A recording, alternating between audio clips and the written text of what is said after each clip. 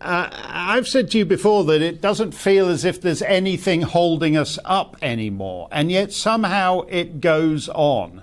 How long can the post-war 1950 the dollar as global currency? How much longer can it all stagger on for?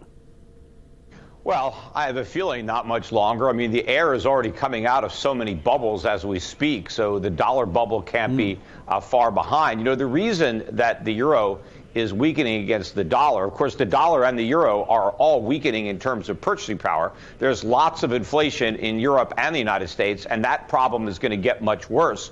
But what's happening now is the Federal Reserve is at least pretending it's going to fight inflation.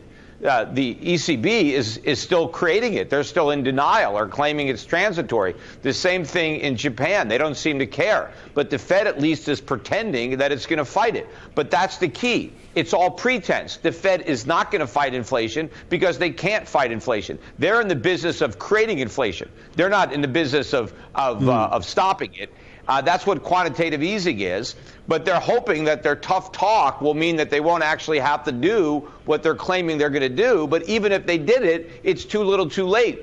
Interest rates need to rise above the rate of inflation considerably in order to do anything about it. And if we have 8% inflation in the U.S., and it's really more than twice that if you measured it properly, but we need to have interest rates well over 10%, maybe as high as the 20% that we had in 1980 when Paul Volcker was chairman of the Fed. But the difference is we have so much more debt now. We have a $30 trillion national debt now. We had less than $1 trillion then.